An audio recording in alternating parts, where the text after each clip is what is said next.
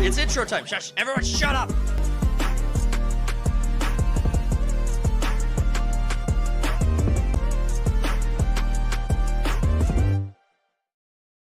What's going on, all you main characters? Welcome back to the Third Party Podcast. It is me and the boy, Cody. The boy. The boy. Boy. You done done that. He's just a boy. But yes, we are talking about the Joker sequel. We went and saw it, got a review for you guys, spoiler free, and then we'll get into spoilers after.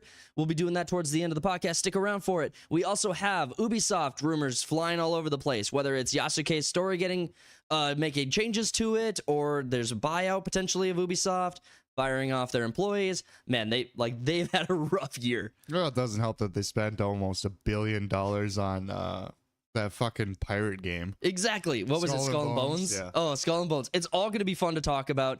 Also, Starfield's expansion dropped, and getting into politics a little bit, Zachary Levi is levied his support. I didn't do that on purpose. I think his name is Levi, but that's okay. Whatever. He Levi'd his support towards Trump, and it seems to be mostly revolving around his endorsement of Kennedy Jr. So we'll get into all of that. Before we do, don't forget to smash the like button, subscribe to the channel if you are new, and don't forget to share the video. Also, we will be watching the chat, so go ahead and ask us any questions you have regarding the Joker or any other topics, or if there's anything you want us to cover, feel free to throw it out there. We will be paying attention to it. Cody, what have you been up to this week? Well, I saw a movie last night. Boo. Yeah. Boo. Wasn't great. Why'd you see a movie? Forced to. It's 2024. Why'd you go see a movie? You could be playing video games. I didn't want to. Yeah, I would rather have been playing video games. But yeah, I don't know. I haven't been up to much lately. Nothing really new. Just playing old Dragon Ages. You played the old Dragon Age, My Hero Academia, the 1 year anniversary update. That's been... Yeah, you know, I got to be competitive. I'm like I think I'm 5,000 ranked. So you're looking for scouts. You want scouts to find you so you could be on professional teams? Pro player. Totally. You would not be a good just pro player. Sitting there just chugging vodka in my room playing solo queuing. Well, actually, so Snipe Dog and Snipeaholic, they both introduced me to a game called Hellcard on PC. It's on Steam. Very fun. Strongly recommend. I just binge played it so much. It's basically it's a dungeon crawler deck builder game. So as you explore all the things that I'm not interested in, as you explore the dungeon, you acquire new artifacts and tokens and cards, and you build your deck up to get stronger. And you go through as far as you can, and then keep attempting it. It's got a really fun game loop. Like, it's not complicated. It's a mind drain game. It's one you could sit down with and just have some fun with. It can be complex if you're trying to like min-max your deck as strong as possible, which I'm still trying to figure out how to do. But have a ton of fun. It's a really fun game if you and some friends just want to hang out and do something fun. So I strongly recommend. Had a blast playing it. Hellcard. Check it out. Blast. And also, don't forget to tune in tomorrow for Backrooms. That'll be a good time on the stream. We're going to be playing... Who's going in whose backroom? Oh, damn. I don't You gotta tune in tomorrow to find out. Tune in tomorrow to find out whose backrooms we're visiting. Not the Jokers. No, 3 guards did that. Oh, good times. We're getting into it way too early. We really... Slim's away today. He is at a wedding. Apparently, eternal love is more important than the podcast. But either way, we're here to have a good time. So, yeah, I've been playing that game a bit. I've been binge watching a couple of different shows, all caught up on anime. ReZero Season 3 just came out. Tower of God is finishing up soon with its 2nd season. That's been a lot of fun. Oh, we got My Hero coming out today. My Hero's out today, so we got that to talk about coming up soon. We have Tulsa King Season 2 has been out for, I think, a couple of weeks now, so we kind of late to the party on that one. Tulsa King. Penguin tomorrow. Penguin, episode 3 tomorrow. Did you watch episode 2? No, I have not gotten to episode... What the fuck are you doing? I told you, I'm playing Hellcard. Oh my god. Such a good show. Playing Hellcard. Bringing content to the people. But yeah, we... Content to the people? You didn't stream a single thing? I streamed Bannerlord on Thursday. Yeah. That's going good. Like, I realized that I'm just going to kill Daenerys Stormborn to get the dragon. I would just kill her on principle alone. Burn her. And then just leave the dragons. Burn the witch. Burn the witch. What's weird is that there is a cutscene in... Okay, so just for context, we're talking about the Bannerlord live stream we do on Thursdays. Don't forget to tune in and check it out. We're playing the Game of Thrones mod, Realm of Thrones for Bannerlord, and as part of the game, you can defeat Daenerys Stormborn and take her dragon, and there's an execution scene with the dragon where you could burn Daenerys Targaryen alive, but she's immune to fire. Continuity's not really their strong suit. It's continuity. Oh yeah, I guess Rick and Morty. Also been watching that again, going back through. Rick and Morty is a fun rewatch. Like if you haven't seen it in a minute, go back through. Like you forget there's 7 seasons of the show, right? And there's very few bad episodes. I've been hearing like rumors and shit that Justin Roiland and Dan Harmon have been on the outs for like years now. It's been like since season 3, season 4. Well, both of them have other. Okay, so I haven't heard that rumor. However, it's lended credit by the fact that both of them have side projects that they've been like kind of more like focused on. I have no idea what Justin's doing, but Dan does, yeah. He's doing some Hulu alien show. Oh, Solar Opposites. Yeah, that's actually not a bad show. I haven't checked it out, but I know it's kind of gay, but in a space way. Yeah, they're aliens, so they don't have gender. You want to have a space way? Space way. Yeah, in that show they got like a wall. The kids like shrink random people in the world and then put them in the wall. So they got like a wall in the room that's just stories and stories of random. Yeah, it's their own world and it's actually pretty entertaining. Those episodes are the best where they focus on the wall. I've seen shorts and clips from it, but I have not. Like I said, I have not checked it out. It's been on my watch list, but honestly, it's Justin Roiland and Dan Harmon do a lot of voice acting, but it seems like in the later seasons of Rick and Morty, Dan Harmon's been doing more of the voice acting, and obviously Justin Roiland wasn't voice acting in season 7 because they switched his actor up. Yeah, little controversy right there, which he found innocent of, and then hasn't returned. Did he?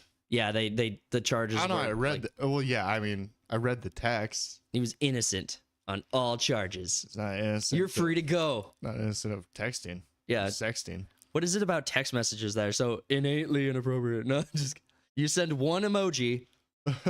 Send one eggplant emoji. Send one eggplant emoji. Can we get some eggplant emojis in the chat, please? Wink, wink. You're all going to jail. All right, let's move into our first story of the day. We got a lot of fun stuff to talk to. We're going to be talking about Ubisoft first. We're going to be talking about how the rumor is that Ubisoft is going to be making changes to Yasuke's story and how he's portrayed in the Assassin's Creed Shadows. Ugh. Now, Cody dismisses this story outright because logistically it's impossible.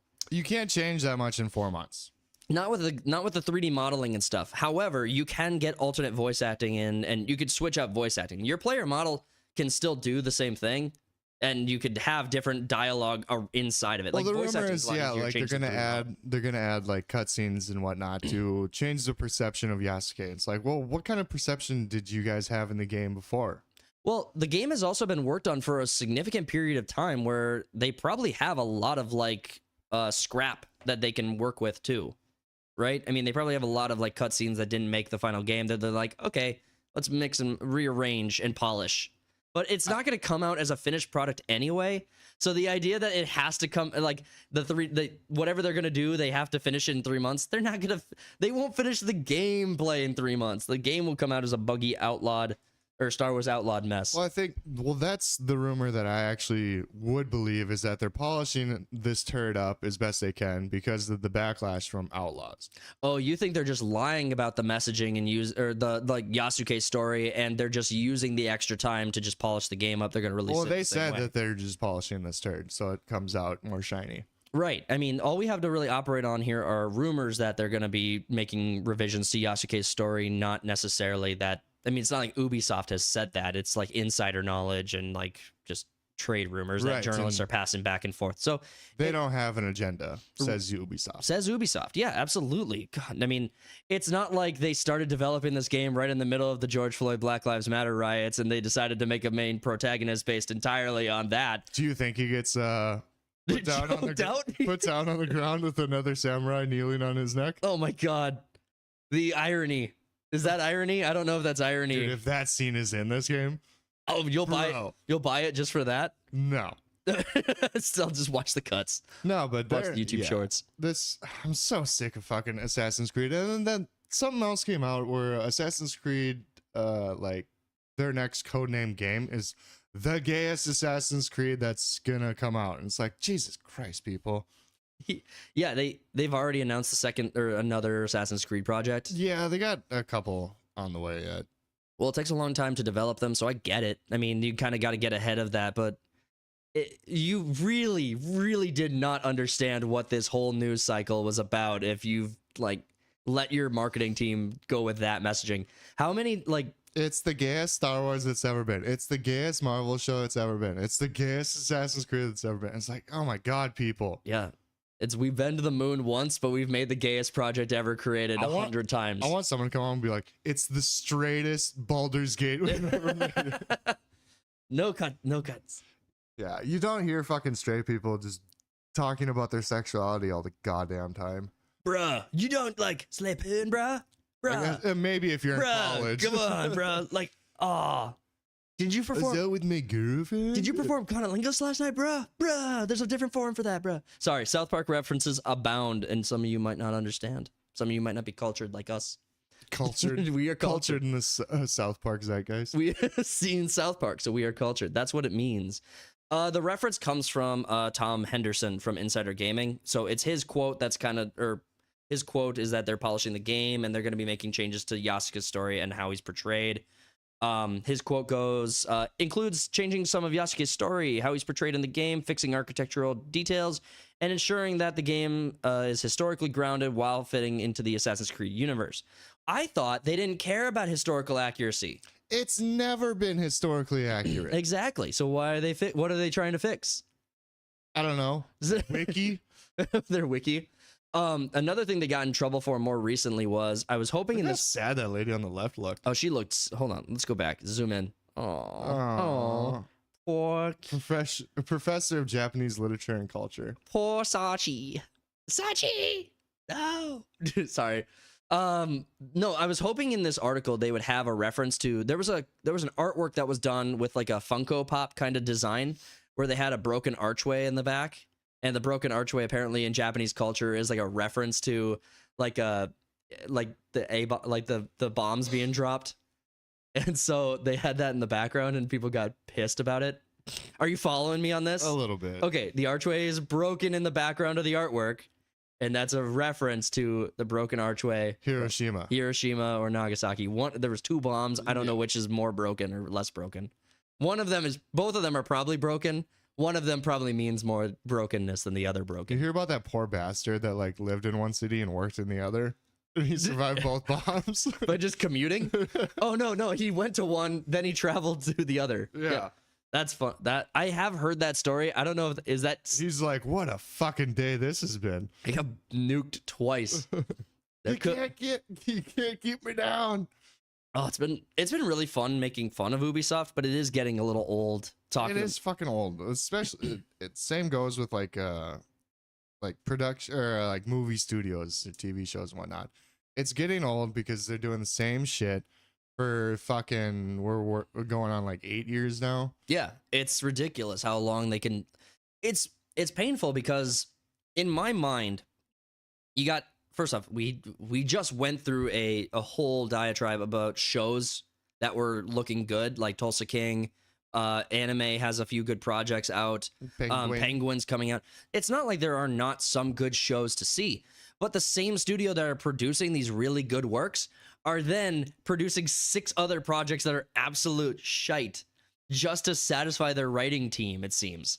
Yeah, I don't know. I think I've seen 3 good shows this year. Yeah, it's been dry. Gentlemen, House of Dragon was all right. House of the Dragon was the Penguin.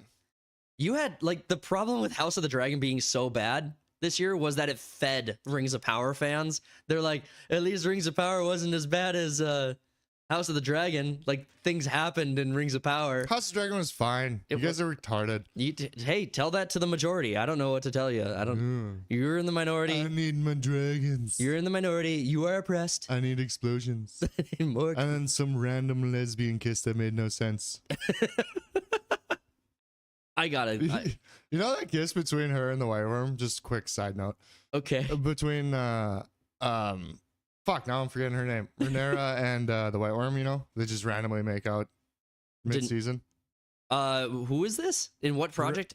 House of the Dragon. Oh, okay. Well, we were talking about 2 projects. I know. I said side note. Okay, side note. House of the Dragon. Yeah, Why don't you listen to me? Because you're not.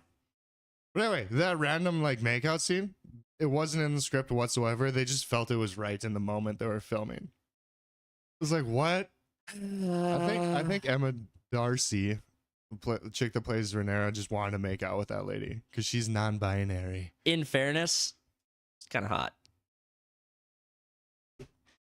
I mean, in fairness, you have the internet. In fairness, I'm just saying, like, I watch House of the Dragon for random lesbian kisses because my parents have blocked Pornhub. Well, they're not kisses, they're smooches. Kisses. Taco flavored kisses. All right, we got additional stories on Ubisoft, so we're still great. Yeah, we're still covering Ubisoft. So, in addition to the Yasuke story kind of thing going sideways and the delays, everything. First off, a delay was probably the smartest like decision you could make. Even if you fix none of the like culture war issues, still just repairing some of the bugs will give like people who hate your project less ammo. You know, so it's definitely smart to reviewers will come out and be like, this is the most polished turd that Ubisoft has ever dropped. Exactly. See? And they'll give it a 10 out of 10 and they give it awards and shit. Plopped right in the toilet. But Ubisoft, there are rumors that Ubisoft is going to be bought out. Ubisoft has, regardless of how well Assassin's Creed does, Ubisoft is financially in a really bad place right now. Isn't their stock like $10 right now? 5 years ago it was like 100. Yeah, it went. We actually covered that the other day. If so there's a previous video where we were talking about that, so you can go back and check that out. But I believe that the stock got down to $9. It got low. It got really low. But at its peak, I think it was like 90. So it's down tremendously.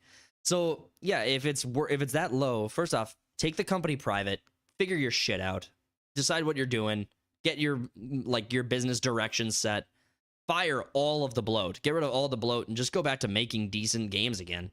Yeah, I mean, Ubisoft is a big ass company. They got multiple studios in multiple countries, working on multiple projects, and they, for some reason, they all still play the exact same. Yeah. They got one. Well, I think it's because I believe Ubisoft has their own internal engine for game development. And so like, they have this like Dune engine or some shit. Yeah. So they have like the reason they all play the same is because they probably have one engine and they do minor updates to like just keep it working rather than adding in new mechanics, things like that. Now, I think the Skull and Bones game had obviously a fair amount of mechanics. It's a quadruple A game. Yeah. Oh, man. The more A's, the worse it gets, huh? Yeah, I guess. I think it had a peak of 2,000 players. Is that spending almost $800 million on the game? Is that the reason the LGBTQAI plus 6, 7, 8, 9, 10 is so unpopular? Is because they just keep adding letters? Yeah. You can't group everyone into one group. Yeah. We're all like a collective. Everyone's included except for me. Well, here's the thing. I want a letter. You know what's interesting? Can I get G? No, G's taken. You got Twitter, who I don't know how Twitter is doing financially right now as far as like, are they successful or unsuccessful business strategy wise? I like the platform a lot more. Like, I actually use the platform now and enjoy going on there and scrolling through stuff and checking out the news and things like that. But I will say that Elon firing 80% of his workforce and getting down to 20%, that bloat, getting rid of that bloat must have just been like, you come into work the next day and like all these cubicles are gone. Like, oh, you feel like a school shooting survivor. It's like just all these yoga bitches are gone. Can I switch? Just like TikTok shit throughout their work day. Can I switch desks? Yeah. Can I merge a bunch of desks together to get one super desk? Can I take that bitch's Susie's desk? All she was is filming herself constantly. Yeah. A day in the life of a TikTok employee. Only fans in the office. We get a free food. All right. Yoga session. But this move for cutting the employees from Ubisoft, I think it would. You would need to do this regardless of whether you're selling or not. Your company has way too much fucking bloat. Mm-hmm. You need to cut the waste. And so if they're doing it to cut waste, if they're doing it to get themselves more appealing for the market, I don't know what studios would want to buy up Ubisoft's like quote unquote talent. Like they would want to buy their IPs for sure. Exactly. The IPs would be far more appealing than the talent pool. Yeah. I mean, the average dev, the average developer, I don't know what to make of them anymore. It's like, I don't know that you guys are the good guys. Well, like the developers just take orders for the most part. Yeah, you're just drones, right? You're just following marching orders and just getting shit done. Like, it's like the writing rooms and whatnot. You got Fucking writing rooms. I'd be so pissed off as a like an author or like a writer in general, and it's like you have to include like 20 different people's ideas into the same project. Yep. So you just got a room full of people just throwing shit at a fucking whiteboard. Mm-hmm. How is this fucking writing? Yeah, what we would do is we're brain shatting. We would get a 2-office room, like a big conference room that could be divided. Like how like you go to a hotel and they have like the big sliding walls in conference room areas. Yeah. And then you move all the writers into one room and then you just keep working. You just keep working, be like, all right, we got a project. We got a brainstorming session. I'll be over here. You know that you're going to be done way faster than they will be anyway. It's going to be much better. Yeah, and you got 20 different people trying to put their own fucking ideologies and shit into it. Yeah. You have to adhere to the Bechdel test, which was a joke to begin with. Rick and Morty did a cut on that, on the Bechdel test. With their like story train episode. Do you remember the story train? Yeah. It's like, the Bechdel test, Morty. You have to come up with a story about 2 women who don't at all refer to men while going through the story. And he just like, it's hilarious. It's hilarious that actually became a thing because it was written as a joke by this lesbian chick. Yeah. And then all of a sudden it's like, this is law. This is the law. This has to go into every story now. Well, I think when it comes down to the writing rooms of these projects, like Family Guy is probably my oldest reference to this issue. Like when Brian actually comes up with a pilot to a good project and then he goes and gets it. I think Fox is the one who he goes and gets help with. And then they turn it into like a comedy sitcom with the like, hear me out, Brian. We're going to bring in James Woods to play your character. You don't remember any of that reference? I rarely watched Family Guy. Fair enough. The audience will know. The audience will understand me. They'll get me. They'll like if they landed flat with me. We'll see. I'm sorry. Star Wars Outlaws is also a debacle. Just a nightmare project. I think they sold just over 1 million right now copies. That's high for them. No, I know it's not. Oh yeah, they were expecting 5 million by now. I think after like 2 seasons, 3 seasons, X Defiant, like I saw like I saw that too. They brought in another clan or whatever. Yep. X Defiant was posting online saying, "Are you guys still playing this game?" I was like, "Fuck no." I gave up on you as soon as you determined you wanted to be a hero shooter instead of an arcade shooter. I uninstalled you 4 times. Yep. We tried, man. We gave that game like so much.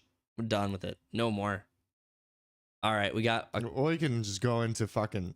Oh, we got more. We got 2 more stories related to Ubisoft. We got to talk about. So, the monetization director, who is they? Stevie Charizard, lashes out at gamers and fellow developers.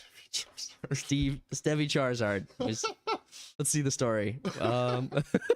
What? That's his name. Oh, poor bastard. All right, is this the post? Okay, so after about a week, releases Charizard looked on LinkedIn where he lashed out at gamers. Okay, he wrote, "I rarely post on social media, but today I'm sad, ashamed, and sad." Okay, you redundant bitch. Yeah, the gaming industry is rough at the moment. We all know it, but seeing how gamers react on social media's wishing ill fate to companies and people alike is sad. It's really not that much people, right? Like we got your name wrong.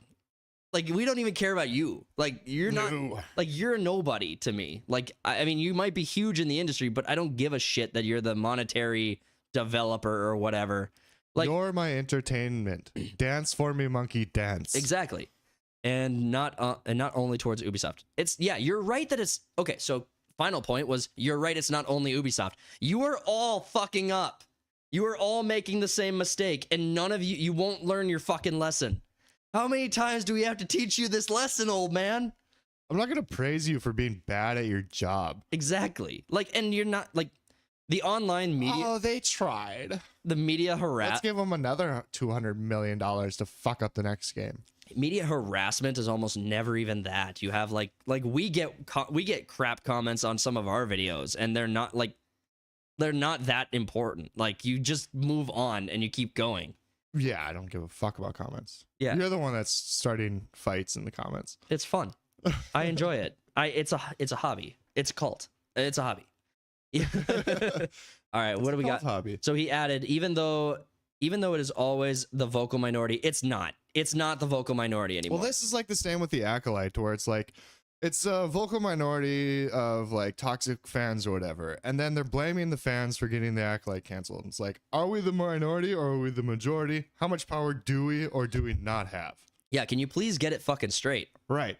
Like, we're not the minority anymore. Like, normies are waking the fuck up. Like, normies are getting it. Like, we're gonna be talking about the Joker, and I bet there are probably people in my personal life who could go see that movie and walk out of it with some level of, okay, it wasn't that bad, but they're waking up. Even the dumb normies are waking the fuck up. The people in my life that go and see it are gonna get a hell of a fucking nap.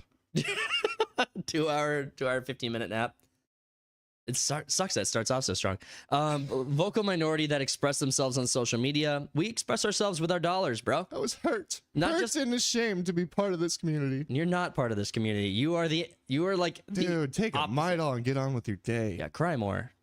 Whinge, bitch, whinge. Then he directed his anger at fellow developers. What is even more revolt? Here, let me highlight. Are they assuming his pronouns right now? Make sure you guys can see that. Might be reading something you guys actually can't see. What is even more revolting is coming on LinkedIn and seeing the same comments from people within the industry. Yes, because you're fucking wrong. You are wrong. Your projects are bad. You're not producing fun shit, and it's expensive. There's people on multiple projects that like they can't really say it out loud or whatever, but they'll tell like other people in the industry, like they're working on a project and they know it's gonna be fucking shit and fail right away. Yeah. Like, there's people on Rebel Moon, Zack Snyder's Rebel Moon, Yep. that we're working on. There's like, God damn it, this thing's gonna fucking suck. And we attached our names to it. Can you keep me out of the credits, Yeah, please? I don't want to be in that credit. Just pay me. Well, it's like Sweet Baby Inc. trying to dry eraser board their name from all of this credits so that they don't get fired from everybody. Aren't you proud of your work, Sweet Baby? It's all fun. On top of exposing yourself as a clearly non-decent human being, like sticks and stones, dude. You are affecting thousands of employees that are already impacted by all the hate, despite doing their best to deliver incredible experiences. I do believe that. Oh, it's not our fault that thousands of employees might get fucking fired. It's yours for delivering shit. I do believe the last point he said that. I do believe this is their best. They tried their best. I do believe this is all that they are capable of creating. I don't believe they have the capacity to create like we always reference back to like the old great games, but none of these people are artistically talented enough to create a Halo project. No, or a franchise as successful as that. It's like that fucking going back to South Park where they're just sniffing their own farts. And exactly. We're so cultured and so autistic or artistic. All right. How can you wish a company to fail easily? Like McDonald's is a bad company. I love the food, but I wish they would fail so that I want my drug dealer to like not be around anymore. It's like, That's why I'm voting no for the weed bill. I'm keeping the small businesses open. We need man open. No, we need the weed supporters to keep subscribing to the channel. So don't tell them. Basement apartment dwellers in business. Simply because they do not cater to you or that the product does not please you is beyond me. What do you mean? I don't hear anyone actively like Colton in the chat. I see you, buddy. I'm not actively seeing people like asking for people to get like fired or a business to go down. It's just like, this product sucks. We're attacking this product. Exactly. You were bad at what you do. Like, how could you be so like tone deaf to like having a bad project? I don't wish for a company to fail. Ubisoft has got some good IPs that used to make good games. Yeah, they don't anymore. They don't have they still have good IPs and still good projects. But again, this is the best they can do.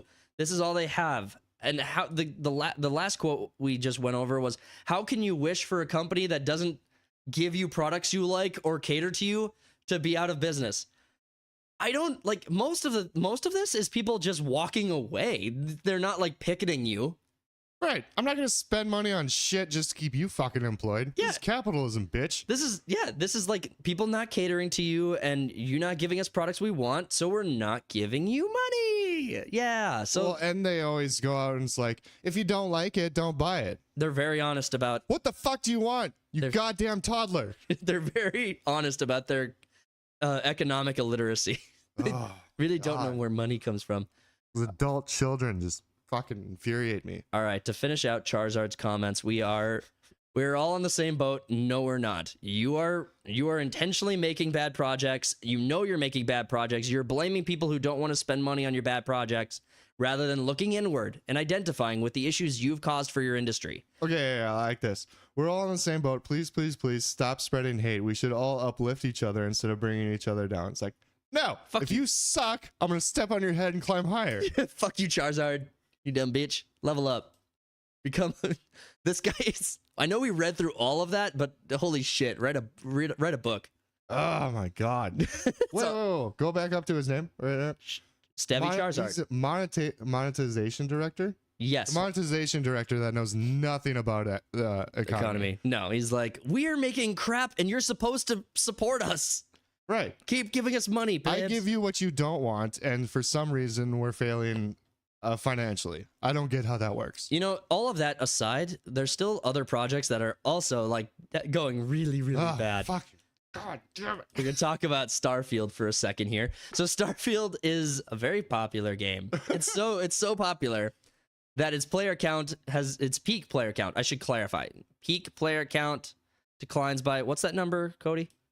95%. Jesus, that's nearly 100%. That's so close to 100. That's almost all of them. Okay, I played this game when it came out. I put about 40 hours in. It is the most boring Bethesda game they've ever put out. Yeah, I think you become a space trucker in this game. You can. Yeah. If you want. But it's fast traveling / loading screen, the game. Oh, I love that. That's a fun player loop. Like I was talking about Hellcard in the intro. That is a fun game loop. This doesn't sound... I like fast traveling everywhere and seeing a loading screen. Oh, man. That's my favorite. So fun. But they dropped this expansion, Shattered Space, which is supposed to like change a bunch of shit and add... It's supposed to be like... back in Fallout 4, they dropped Far Harbor as a DLC, and it was one of the best DLCs that Bethesda's ever put out. Shattered Space was supposed to be that. Turns out this is like a 4-hour experience, doesn't change much. It locks you into decisions. There's no decision making in this RPG, you know. Right. Role-playing game. If it has a skill tree, then it's a role-playing game, apparently. Right. But yeah, so people are kind of fucking pissed. It's like, we waited, what, over a year now? For this expansion, a little over a year. Yep. So it's been the first expansion. September was since a year, the game. Yeah. Yep, since the game released. So this game has not gotten an expansion in over a year. Can you even call it a sandbox game, dude? It's just a nothing game. You go to a planet that has a building, shoot some people, go to next building. It's so dull. Well, it's got really bad reviews and stuff too. So apparently it's not getting liked. Microsoft shuts down Redfall. That's a different story. Sorry. Well, it's part of Bethesda. Arcane Studios. Okay, Mel Gibson commented, I guess. Mel Gibson, after 3 beers, wrote Starfield, and now Shattered Space feels like a game made by a bunch of retired in-place managers doing the bare minimum to meet requirements, directing a bunch of outsourced labor to create the most mediocre product possible. It's an incredibly lazy game all around. Yes. Bravo, sir. I concur. Bravo. I can't clap. Cody, you got to help me. I'm still hurt wrist. You have to clap. Yeah, it's more pathetic that way. I like it. Cripple clap. Yeah, I mean, Bethesda's been using the same game engine since Fallout 3, and they won't fucking switch over. It's way out of date. And everyone's like waiting on Elder Scrolls 6 now. But after Starfield, people are like, I don't know if I want it. It's like, yeah, but Starfield, Fallout 76, it's not like they're good with these big projects. No, 76 is better now, but yeah, it was. Starfield's boring as fuck. Right. The currency in the game is fucked. It's like once a vendor runs out of currency, I don't know if they fix this or not, but at release, once they run out, they just don't get any currency for the rest of the game. Right. It's bad.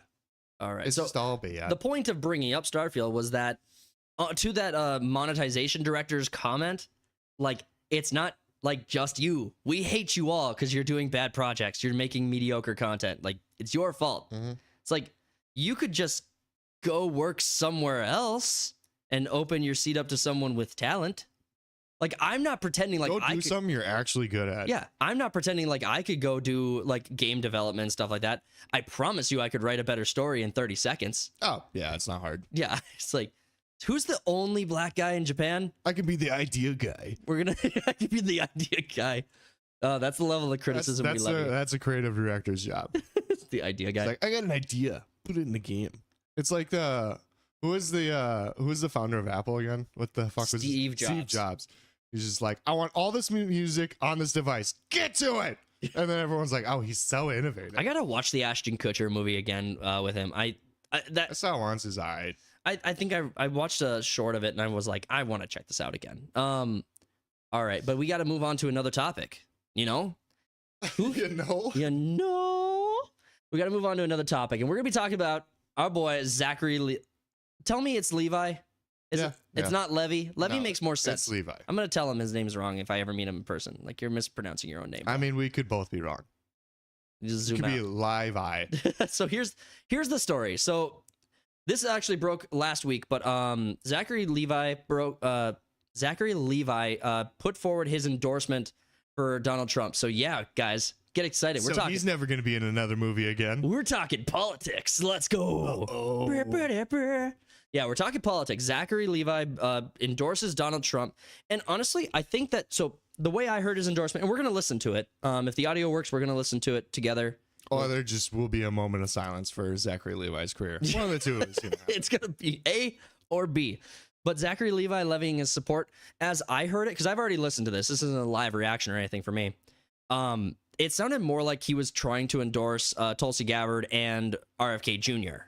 And he's big fans of them. Yeah, but exactly. They're not on the docket. But they're far more popular in Hollywood than Trump. And so I'm not saying he's ever going to work again. I'm just saying that he's only going to be in Angel Studios Productions. Which, you know what? We need more good actors in Angel Studios. Angel Studios Productions has great talent. Their talent pool is pretty deep. It's not bad. But I've only watched one thing from them. But I would rather watch almost anything from Angel Studios than anything from the Daily Wire. It's like, I don't know. Matt Walsh's shit is pretty funny. The documentaries are enjoyable as hell. Like, I enjoy the documentaries. Like, even when Candace Owens was there and she did the Black Lives Matter one, like, I enjoy their documentaries. But I think their movies, like, I heard good things about Run, Hide, Fight. That was their first one, yeah. Yeah, I heard really good things about that one, but I didn't watch it, or Terror on the Prairie, or so it's I don't know. I think Angel Studios is making more projects I'm actually excited to check out. Yeah, name one. So they did. Oh shit! I thought you were just saying stuff. Well, so I started watching Chosen, which is not like that's an easy one to grab at, right? Yeah, Chosen. But they did Sound of Freedom. Yeah. And then, all right, onto the video. I was right. Onto the video. I thought you actually could back that up. I could try. I'm so excited for the projects. Well, they did it. It's the actor's name I don't know. Do you remember the actor who got in trouble because he wouldn't do a kissing scene because he was married? That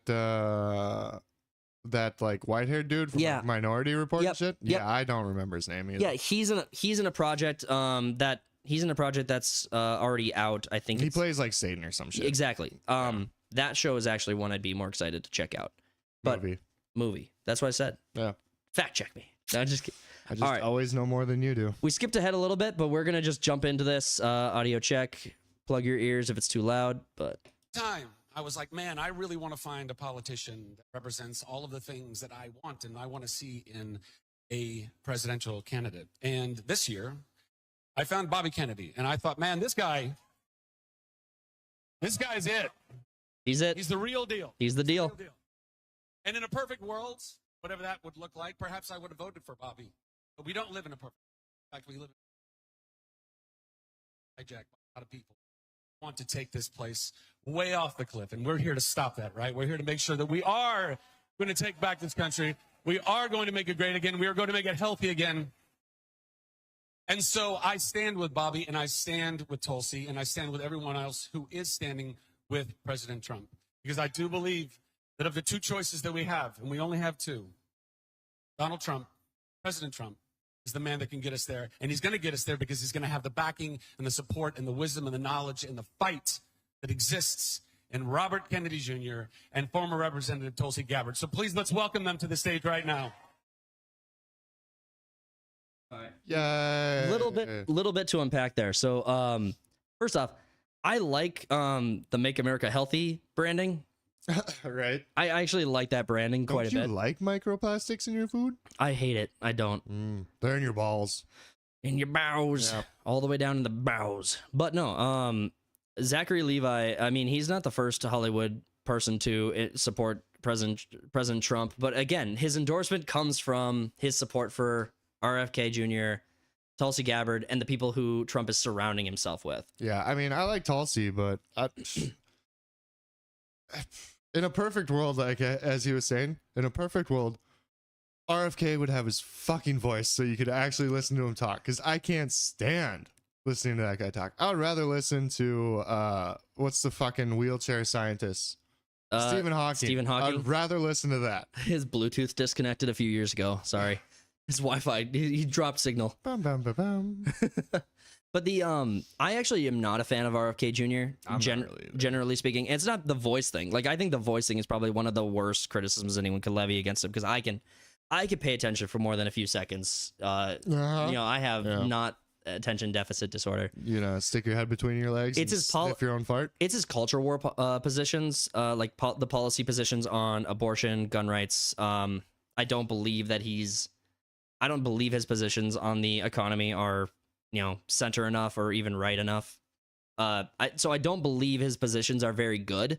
I think that, especially like if I'm remembering correctly, I think he had a position on the popular vote over the Electoral College, and I 100% am against that. Like, his position on like going for a popular vote over an Electoral College. 100%. So I think that taking in Robert Kennedy Jr. and putting him in health and trying to figure that out, we do need that fixed. That does need to get fixed. We need to prioritize that. I actually like that move. I like the trade we made. It's like a sports team almost, where the Dems got Dick and Lizzie Cheney. Oh yeah, they were. And then we take RFK and Tulsi Gabbard. It's like, oh, I'll take that trade. They get Liz Cheney, Dick Liz Cheney, Dick Cheney, and they get Taylor Swift. Meanwhile, we get Vance, Vivek, Tulsi Gabbard, RFK Jr. We got a strong team this year. I mean, and you're not going to get like, the left is not going to get Joe Rogan's support. I mean, I don't like Joe Rogan.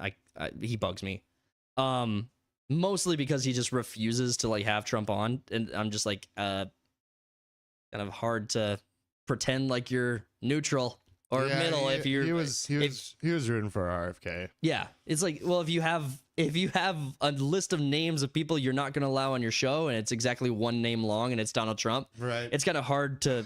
You're not going to have an easy time convincing me you're an unbiased. I'll have RFK on. I'll have fucking Bernie on. So full day to be inside. Sorry, guys, that's my fault. God damn it!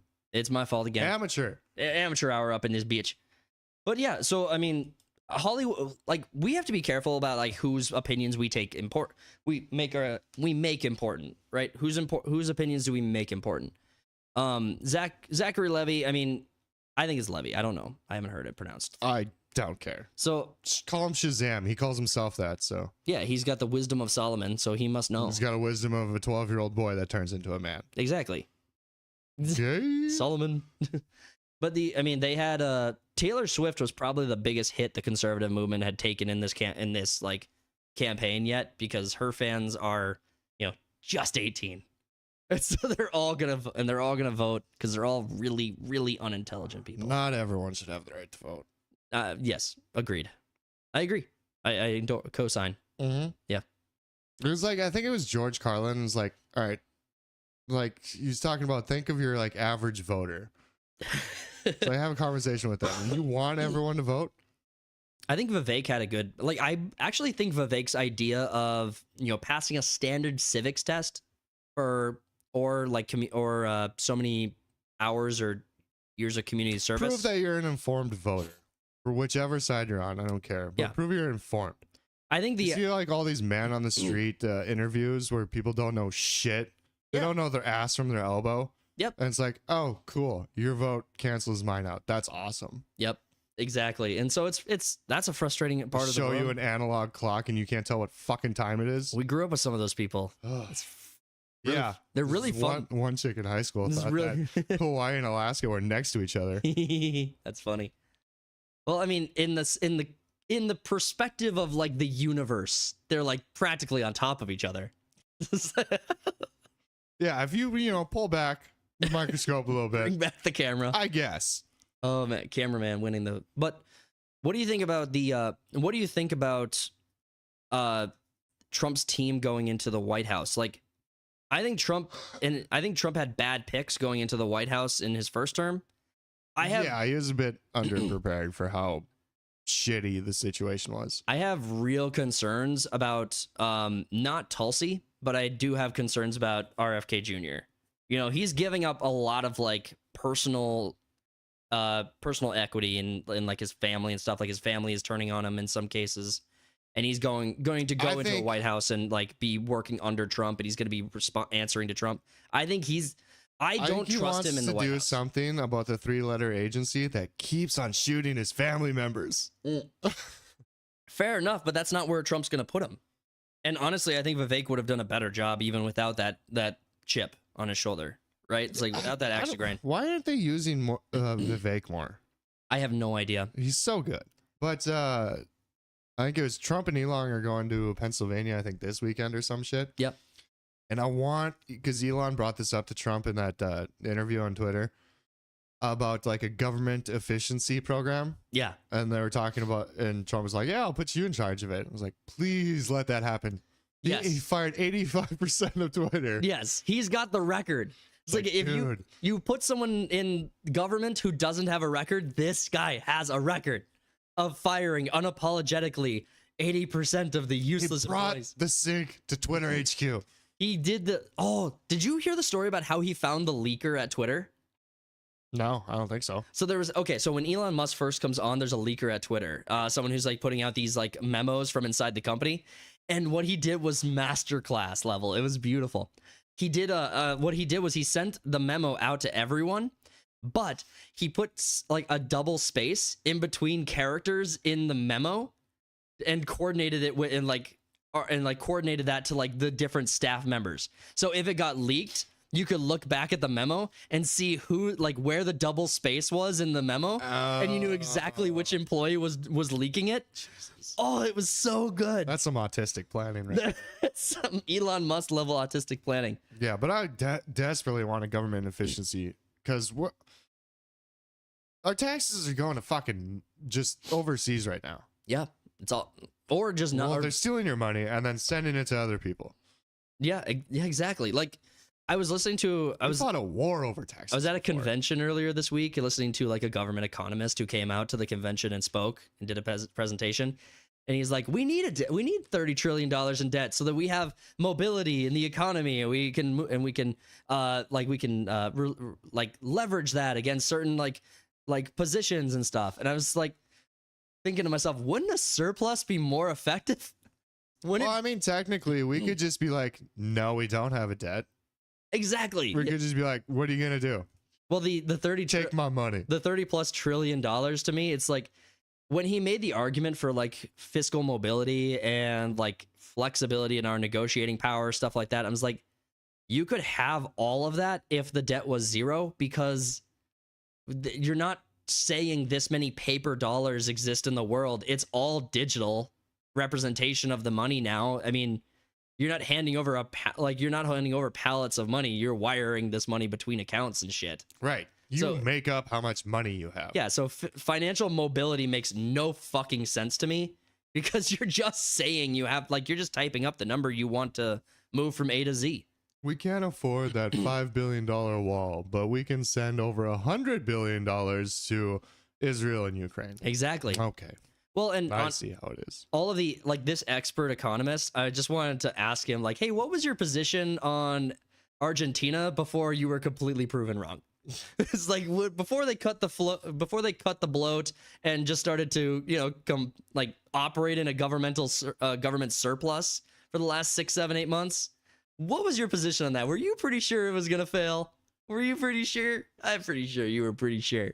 Okay, we should probably segue away from politics. Otherwise, we're going to be talking for the next 2 hours. And we do have the Joker to get into. You're right. Let's move on to our last topic of the day. We are going to be doing a review of Joker Folie à Deux.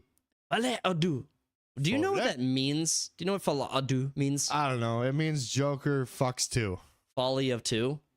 It's a folly, yeah. I could say it. Folly of two? That actually would make some sense. I don't care. I don't speak German. I don't know. So the Joker. Should have just put a fucking 2 next to it. So we're going to be getting into the Joker or review. 1.5. Joker review. We're going to be talking non-spoilers for a few minutes. So you guys, if you don't want to be spoiled, stick around. Let's have some fun with it. What was your impression of the movie going into it? Well, I knew everything about it going into it. Well, before you knew everything about it. I didn't care. Okay. Didn't care about those. You were neutral on this movie? Yeah. Well, I wouldn't even say neutral. It was, I guess, apathy would be neutrality. Yeah. Sure, we'll go with that. Okay, so I was apathetic. More or less neutral on it, but where were you on the first movie? Great movie. Okay, did you think it was a surprise that I was like, that was another movie where it's like, why are they kind of doing this? And then it's like, all right, good movie. Yeah, I agree. Todd Phillips just wanted to make Taxi Driver / a comedian, whatever that fucking Martin Scorsese movie was. Sure. And then they just slapped the Joker on it. I had hang up. Okay, so just to be very, very honest about my position about the first Joker, I thought the movie was really good. I would never watch it again just because these movies that are just awkward, it's not a bad film. It's just awkward to freaking watch. It's awkward to watch someone's life just be like totally shit for 2 hours. You don't want to watch a mentally disabled guy get the shit kicked out of him for 2 hours? No, I want like a Forrest Gump triumph story. Story of overcoming adversity. The older I get, the more I dislike that movie. It's not good. It's fine. Forrest Gump is fine. It's definitely worth seeing, but it's not. I mean, there's more movies that are out that are better than Forrest Gump. So I mean, when it comes to the Joker original movie, I went into it kind of skeptical. I did want another Joker project, so I was kind of just hungry for some Joker. And then it comes out. I enjoy it. I found flaws with it, but ultimately it was a A+ for me. I enjoyed the movie. I came out of it with really good movie. Exactly. Joaquin got best actor, so yeah. Joaquin Phoenix was a surprisingly good Joker for me in both movies. I was actually very satisfied in both movies with his performance. Oh yeah, I mean the acting's been great throughout. Yeah. Do you think that going into this review, people are even, if you haven't seen the movie yet, I am surprising everyone I talk to about this movie by telling them it's a musical. It was marketed as musical. Yeah, they don't know. They don't fucking know. How? All right. I mean, it's not. It's a musical. It's not. It's musically inclined. It's just it's musically challenged. Todd Phillips just, I guess, had a midlife crisis and went back to his 20s where he was directing music videos or some shit. Sure, but it's weird. I wanted to get that out there because not a surprising amount of people are oblivious to the fact this is a musical. It's not. It is. Well, okay. Do we have to get into a definition argument about what a musical is? Like, in your mind, is a musical a movie that does not stop having music? It's got music throughout. It's not all music, but the music is original songs that also like drive the narrative forward. Okay, so it's like original show tunes and it's almost exposition. Okay. In this, it's just random musical numbers that are just like, okay, you did that, cool. Okay. Back to what we were doing. So you're saying it's just a movie with music. You're saying it's just a movie with music. The music has to drive the plot forward. Right. I'm not saying it's a movie with music in it. I'm saying it's a movie with music. The music drives the plot forward and has exposition in it. This movie has that, or that's what a musical is. That's what a musical is. This movie does not have that. What is this movie then? It's not a musical. It just has musical shit in it. Okay, that's what I was trying to get to. Why are you being so confrontational about something you obviously don't care about? Because it feels like you're just like disagreeing with me and trying to prove me wrong, and you're not like understanding. You're not hearing me. You're not. I'm not. I'm in my feels. I don't give a fuck about your feels. You're in your fifis. Like if I find you hanging in the shower curtain, I don't give a fuck. I don't care anymore. I'll let you sit there for a day, and then I'll call the cops. Look at what this movie's done to us. Look at what this has done to us. It's a shit movie. This movie's turning us inside out. Quick review. I don't like it. Don't go see it. It's boring as fuck. That was very quick. I was more interested what was happening in my stomach after eating a bucket of popcorn than the movie. It was not good popcorn too. I got a couple burnt kernels at the bottom. It wasn't good. That's the worst, isn't it? So sad. I'm just pissed their salt shakers barely work. Yeah, that's weird. They okay, no, we got to no, not the salt shakers, the Joker. And the ice machine, the fucking ice machine. The Joker movie. Okay, so generally dislike it. I'm in the same boat Cody is. The movie itself was horrible. I hated the movie. I hated the experiencing the movie. I hated the ending of the movie. The beginning made. What was the good stuff of it? I think good cinematography, good acting. All the actors were great. Yep. It looked like it was made by very competent people, but then like someone had an aneurysm or something writing this thing. I would say okay, Cody, you just want hold on. Colton has a comment. Cody, you just wants to fight, but Tox agrees with you. I agree with you. I just want to know what the. I don't want to be on the same page as you. This movie needs to be called something. I don't know what it like. What? Okay, hold on. Jukebox musical. Boom. Yeah, hold on. Zoom in on that. Hold on. Zoom in. Right there. Jukebox musical. I would have rather watched a musical. An actual musical. And I fucking hate musicals. This so the good things about it, let's dig into that a little bit. The acting was really good. I don't think there was a bad acting performance in this. Maybe Harvey Dent. Harvey Dent was he was just one note. Like a pompous douchebag lawyer. Exactly. Was his entire character. It was. But I feel like he's really just a plot device in that to kind of progress the law arguments forward. It's the law. They didn't even need Harvey Dent. They didn't even need Harvey Dent. No, it's just a random, drop reference. Yeah, Batman reference. So I think maybe you could say Harvey Dent did a bad job. The judge I thought was good / fine. The short man, I don't know who the character's Puddles. name. Puddles. Puddles was the best. Puddles is on the. He was actually really good on. Puddles on the stand was great, and let me just see if we can pull up. We can't find Puddles on the stand. Top cast. Top cast. Mr. Puddles, where are you, Mr. Puddles? Spot the midget. Oh, he's not there. Where's Waldo? I like how the Arkham guard gets billing over Puddles. Yeah. Puddles. Okay, so Puddles was a named character.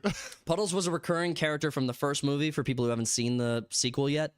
So Puddles was a returning character. He witnessed Arthur Fleck murder right in front of him. He's a midget. He had a difficult time reaching the door, trying to escape the room. And so funny scene. And so he actually asked the Joker to open the door and let him out. And so it was, yes. But he had a moment on the stand where that was some of the best. That was the best scene, I think, in the movie. Was their back and forth. Because you saw in the movie, that was one of the first moments is like Joker. And then you saw this really good back and forth between those two characters. So yeah, I think there was great acting in this. And I say great acting. I think they, like, some of the cast outkicked their coverage on their performances. Brendan Gleeson was awesome as the guard. Yep. Lady Gaga as Harley Quinn is up there for me. Like, I like her as Harley Quinn. It wasn't bad. Yeah, I liked her as Harley Quinn. I thought she did good. I thought Phoenix did great. Yep. Gleeson did good as the guard. Yeah, it's hard to talk about this without spoiling it. It is. But there were great actors in it. Let's talk about the story itself. Like, it lacked a good story, like a good beginning, middle, end. Yeah, well, I can't really talk about the story without spoiling it. It was just boring as fuck. Well, in the first act, and they undo things from the first movie. So, well, in the first act, you get the sense because the musical influences come in later as Lady Gaga's character is introduced. Mm-hmm. And in the first act, it's really light on the music stuff. You don't get as much of it, and it's not. So yeah, yeah, and it's kind of like what I started feeling when I was watching that and getting the small sprinkles of music into it. I was like, okay, if this is as bad as it gets, it'll be fine. Let's get into it. Let's keep going. But then, dude, I heard you sighing like halfway through the movie when it got bad quick though. The musical number came in. But then it got bad quick. I was struggling, man. I saw 5 people walk out of that theater, and I only noticed 2 of them return. I'm pretty sure those people left and did not come back. Out. I didn't even want to go to it after hearing, like, throughout the week, I was just hearing more and more shit about this movie, and I'm like, fuck, man, I don't want to see it. I really thought we were gonna get to like an hour before the film, and you were gonna back out. I really thought that was gonna happen. I stuck to it. You did, and you were a good soldier. We both did good. I mean, you regret it now. Oh, strongly. Oh, this was a mistake.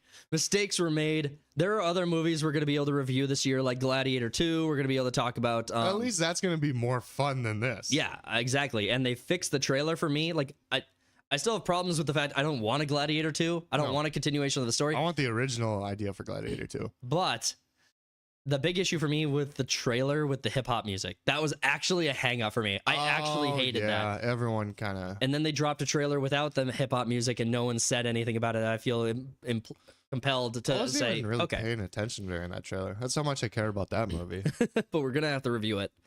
Yes, we will review that as well. So in the first act, it was the first act was definitely the best part of this movie, if you can say so. Outside of the acting, I don't like what they did with Arthur Fleck and the Joker, but I'd say, yeah, it's the best. It's the best of the 3 acts. It's the best of the 3 acts, yes, but like it does not make a good movie. Shortly after halfway, when puddles, and then the scene right before, I think, are the best parts of the movie, and yeah, that's it. I think that's fair. I think that's the only musical number I liked, was the one before Puddles. So there's things to appreciate, like the acting, but it's drowned out. It's drowned out by the horrible story. It's drowned out by the bad musical numbers. It's drowned out by the ending of this film. It's not spoiling the movie to tell you it ends horribly. This is probably one of, like, we got to the ending. I was like, all right, just finish strong. And then they finished in such a horrible way. And I was like, pissed. I was angry. I was like, they murdered that ending, but I'm still spoiler free. All right, guys, we are going to. What would you give it on a scale of 1 to 10? Shit. I would say because it's so well, like, it's directed well, cinematography's great, shot well, acting's really good. I mean, even the musical scenes are directed well. Yeah, they're all directed well. They're just pointless as fuck. And they're bad. But yeah, because all that's great, and it's just the story and how boring it is, and just other things I'll get into later. I'd still have to give it a 5 or above because of how good the directing and acting is. Yeah, how well everything was done in the movie. I would never fucking watch this again. I don't recommend it to anyone. I think that okay, so like enjoyment wise, 2.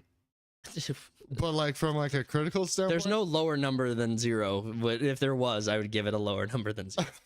Okay, so hold on. Let me to answer to your point. I think if we're measuring it by categories, yeah, the scale's gonna be mixed. Yeah. As a general movie, like just across the board, I think that the fact that the acting was good actually makes me hate this more because, and I'll make an argument for this.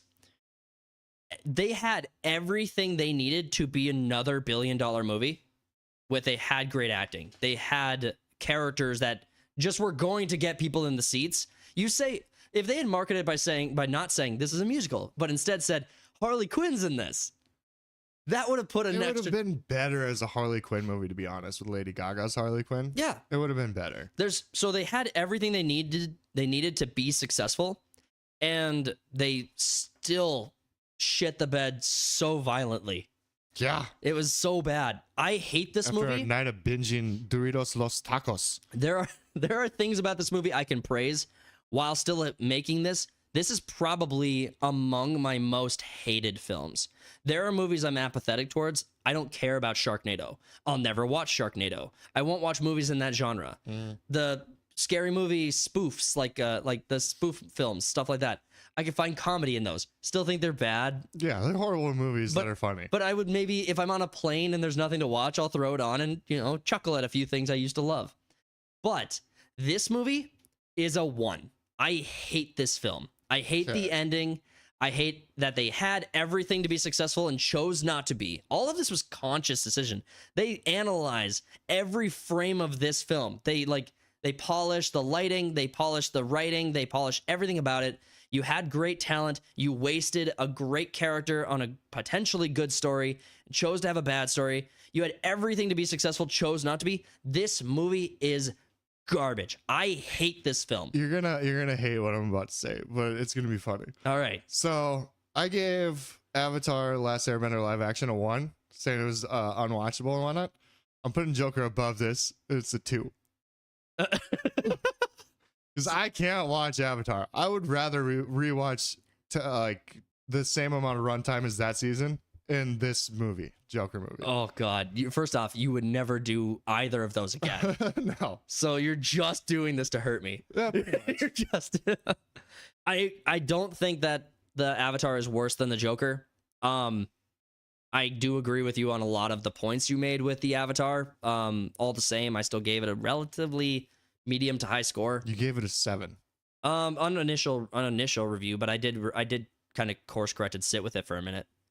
Kind of rethink my position. We're not going to talk about that. I grew as a person. Yeah, debatable. And evolved. Slim, I hear you saying you don't like this movie, but why? Are you fucking like? We can't talk about that in the spoiler free part. Why are you a moderator? You're not even paying attention. No, man. Good to have you. But yeah, no, it's shit. 2.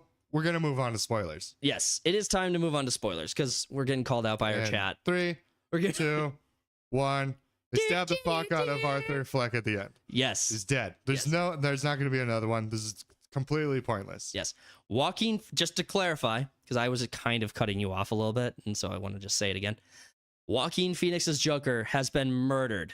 He is dead. He was stabbed many times, very aggressively, for apparently no fucking reason other than to say It was a punchline of a joke. it was a punchline of a joke. But what was really weird to me is that they set up the guy who was stabbing. Yeah, they set up the guy who was stabbing Joaquin Phoenix's Joker as the actual Joker. So both he gives himself a Glasgow smile after he stabs him. Yep. Both movies led to the origin story of the Joker being this random insane asylum character from Arkham stabbing Joaquin Phoenix, who's been the Joker this whole time, and now becoming what we would assume is the correct Joker because of what he does to his face and because he kills. Well, Todd Phillips, the director, stated back in 2019 that this isn't like the origin story of the Joker or whatever. Joaquin's was never supposed to be the Joker. Right. It's never supposed to be a Joker movie to begin with. He also said him and Joaquin don't want to make a second Joker no matter what. But apparently Warner Brothers is like, how about we give you $200 million? Like, well, fucking fine. We're going to write the most dog shit thing, but we're going to shoot it fucking great.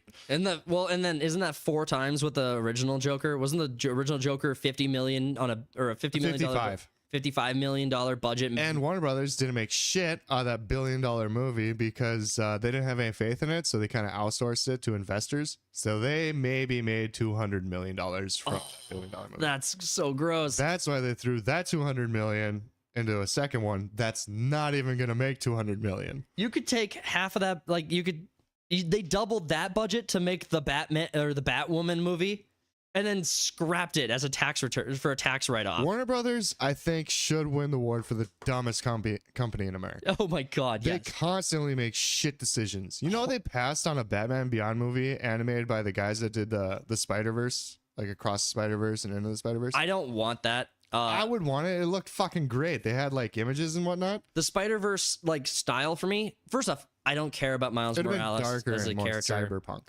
Sure. Maybe that could be good. I don't know. The DC animated movie with like the art style, the DC animated movies they have right now, I think are fine.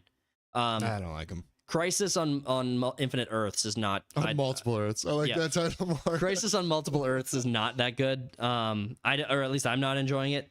But I didn't like the first one. But the art style of like it looks like Archer. Yeah, but the art style of like Up Dark Apocalypse World, nah, Blizzard is for not making a SCA. What's SCA? Am I reading that right?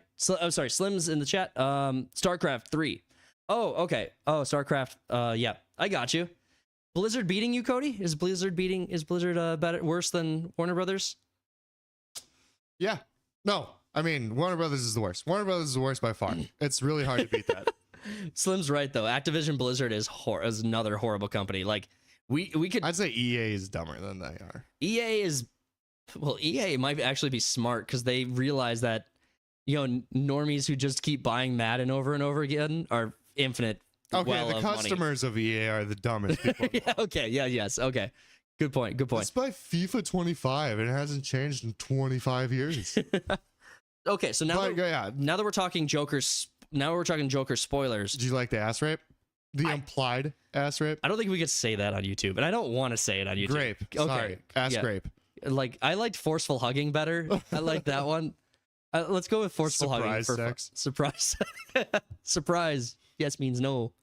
But I didn't actually realize that's what that scene was until you clarified that for me. Because we watched the same movie. And what I thought that scene was they're just gonna wash him up and send him gently back to his No, I thought they were beating him up. I thought that's what it was. I didn't realize it was forceful hugging. It's funny to say. It's comedy. It's my joke. I don't know. You can interpret it any way you want. I don't really care. I guess they weren't like overt about it. Well, they stayed away from his face. That's for sure. If they beat the fuck out of him, right? Beat the fuck out of dead ass. That just seems like uninvested in real estate. If you're doing a forceful hug. But no, so no, I didn't even see that part, but yes, that was actually that was pretty rough. It's a lot easier to hide a forceful hug than a beating. Yes, exactly. But so talking about like the introduction of Harley Quinn was actually really good. Like the way they brought Harley Quinn in, they made her insane by saying she just like puts herself in the insane asylum. Well, yeah, her original story is that she set her parents' apartment on fire or whatever, building on fire. Yeah. But it turns out that she's this rich bitch that just wants to get some Joker, some poor D, some Joker D, some funny dick. But I don't know. They kind of like blew past their relationship. It went really fucking quick. Yeah. It went from we're just talking in the hallway to baby me. Yep. Very. I want you to put a baby in me. It's like the fact that she was able to get into his cell always confused me. I was like, how the fuck did that happen? Maybe she's not really there or something, or she is rich.Maybe she just paid him off. Yeah, it could be that. It is Gotham. But she wanted Joker to shoot a baby inside her. So actually, I had a couple of things written down because and most of my issues with this movie were kind of at the end. My biggest issues were the music. The musical aspect of it. So pointless. It was so bad. It did nothing for the movie. It did like talk singing too, where it wasn't even singing. They were just.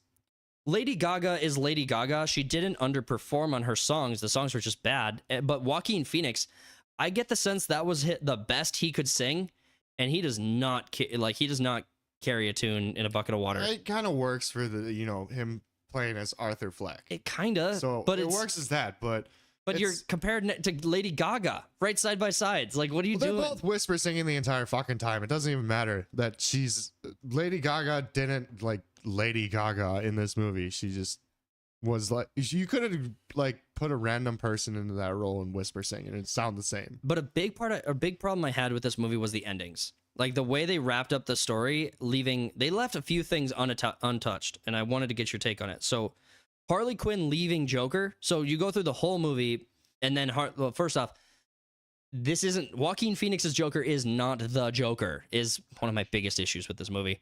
But that's one of my biggest issues with him or with this movie. But Harley Quinn is like love struck and obsessed with him, and then he goes and does like his closing statement in his court case, and she's just out. She's just fucking out because she loves the Joker, not Arthur Fleck. No, I know, but it's just weird that we had so much build up to absolute like just her leaving didn't make any sense.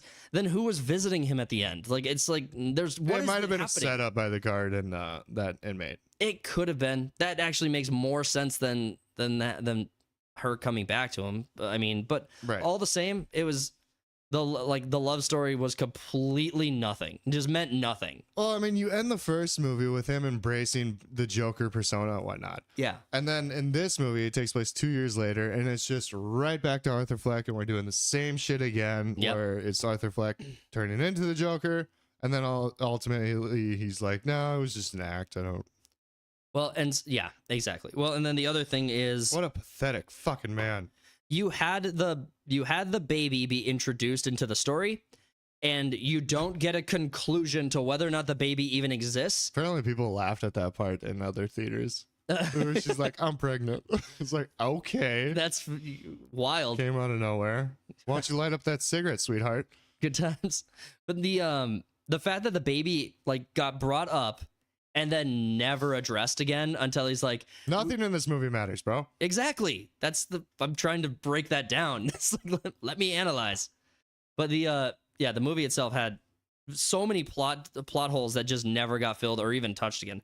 My biggest hiccup was the prisoner who got choked out by the guards and then never brought up again in the last 30 minutes of the movie. No one cares about prisoners dying. Well, you kind of get the sense that, like, besides the forceful hugging, like, if you watch that and you don't think it's a forceful hug, you kind of get the sense that Joaquin Phoenix is going to be like, oh, that was kind of my buddy / pet kind of thing. Let's go full Joker mode. You killed it. So I thought we were going to, I thought we were going to get a full Joker unleashed, not a, I apologize, I was hugged so forcefully that I just give up on being the Joker. Kill me, please.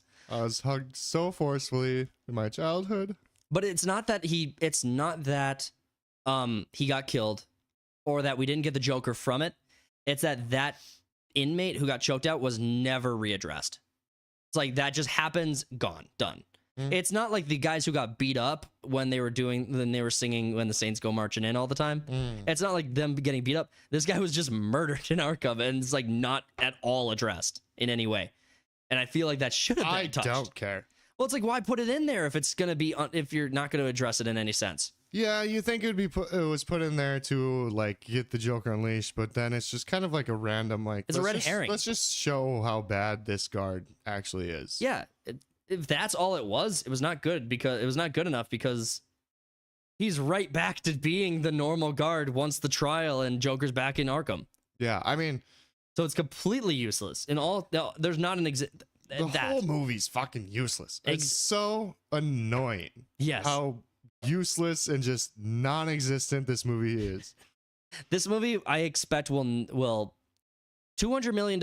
I think this movie. Where do you think this movie will go? Hold on, let's see. It made 7 on Thursday. I don't know where it's at now. It's opening weekend, so we might not even have the numbers. Sure, probably not. No, we don't have the numbers yet. Our theater was relatively full. Yeah. And then we had people walk out. It's gonna be hard to get people to walk out after investing their child's like college fund to going to see the film, but all the same.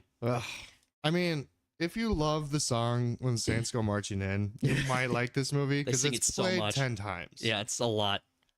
You almost want to sing along as the audience. God.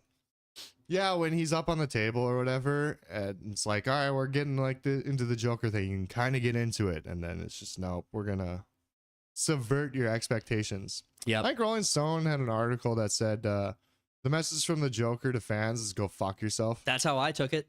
Yeah, pretty much. That was, I think he stuck his middle finger right up my ass that entire movie. Yeah, I agree with that sentiment entirely. I walked out of this movie feeling genuinely like I felt attacked. I felt personally attacked. I felt personally attacked. Like, it was like, if you're a fan of the first one, fuck you. That's not what we're going with it. And then here's 1.5 version of it. And everything you watched meant zero. Meant nothing. Meant less than nothing. Because they actually ruined the first movie by the ending of this film. It's like, so they ruined the first movie too. It's like, why are you doing this? I don't know which movie I was more pissed in seeing, Marvel's or this one. This for me, this. I know that you. I would say, yeah, probably. This pissed me off. It's a competent movie. It's just intentionally ruined. Yeah. I know Todd didn't want to make one. Maybe that's why he's like, I'll just take the pay cut and fuck you guys over in the process. Yeah, probably. I mean, I honestly, it'd be a pretty gangster move. But yeah, I would respect that. I wish I didn't have to see it. I wish I didn't have to be the one to suffer. Because Warner Brothers doesn't care if you ruin a movie of theirs. They do it every week. Right. But surprisingly, The Flash has made more money in its opening 2 days than this one did. Good. This movie the original Joker, didn't actually like. It didn't start off well, but it had legs. It had word of mouth. Yeah. And people were like, you have to see this. You have to. And the news kept carrying it because people were afraid of incel violence.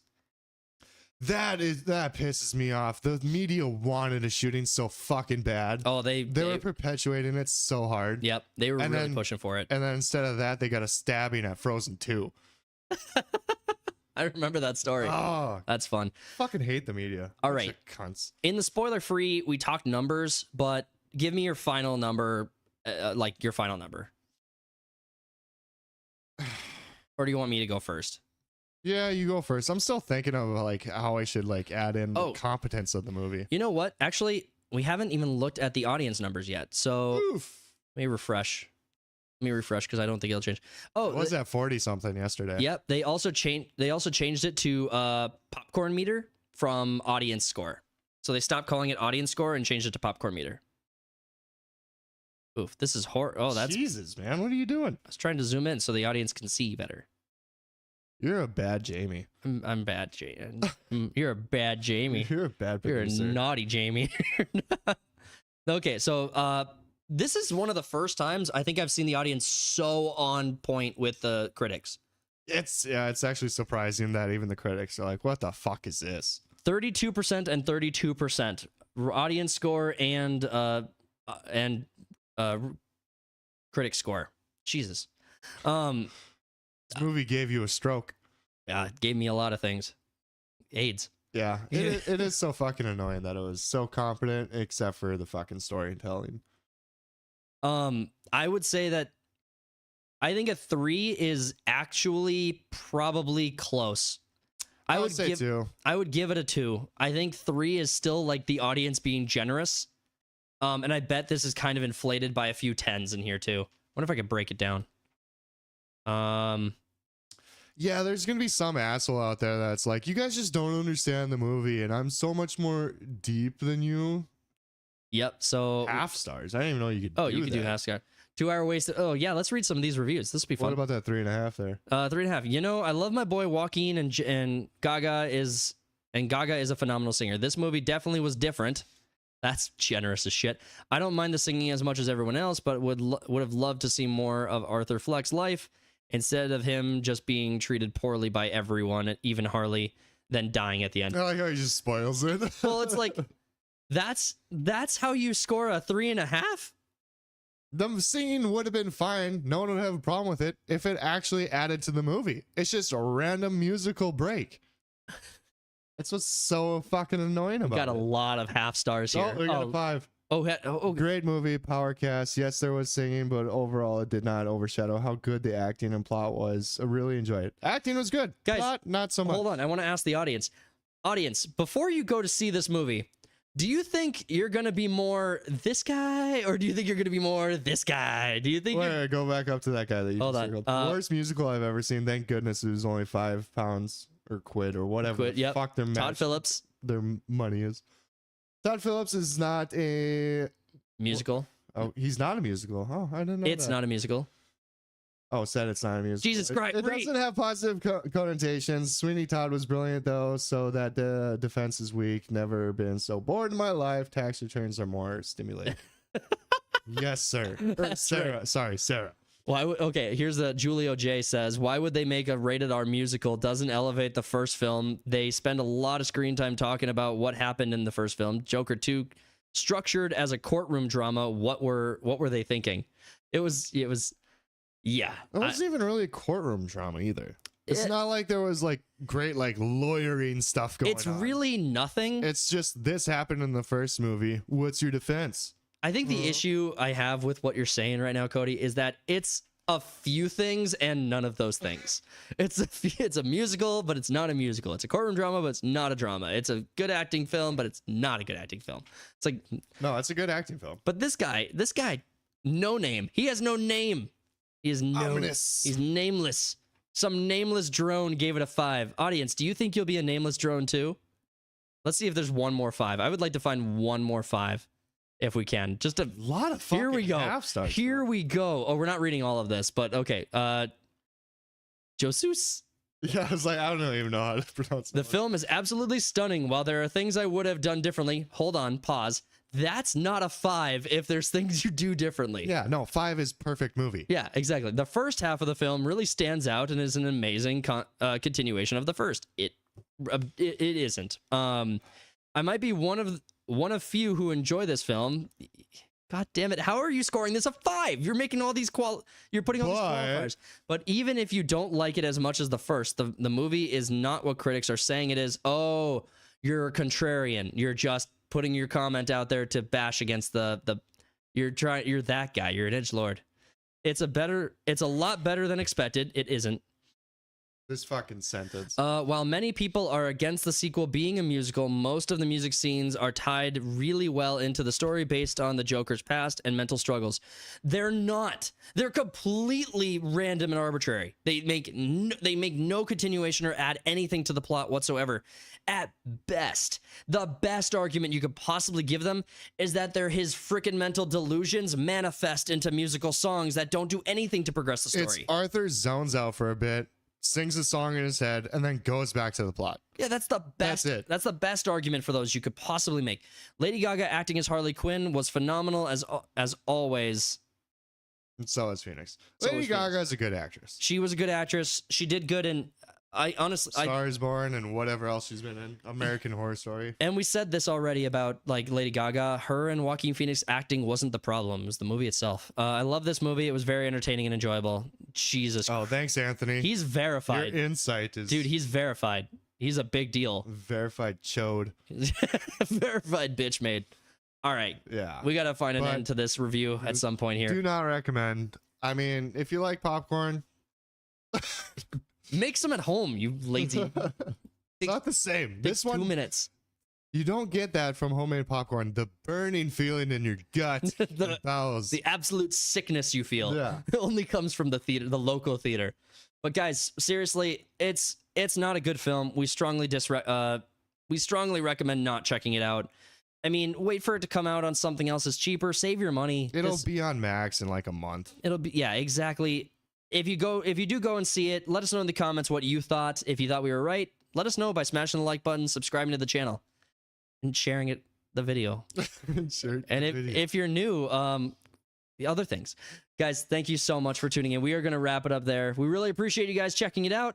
Don't forget to like, subscribe, share the video, and tune in tomorrow. We are going to be playing a continuation of The Backrooms on Sunday Slackers. We have Matt and Quincy joining. Yeah. We have the Cody, who's actually excited. Yeah, it's fun. He's excited. I like when I can cheat the system in the game too. All right, guys, we're going to leave it there. Thank you so much.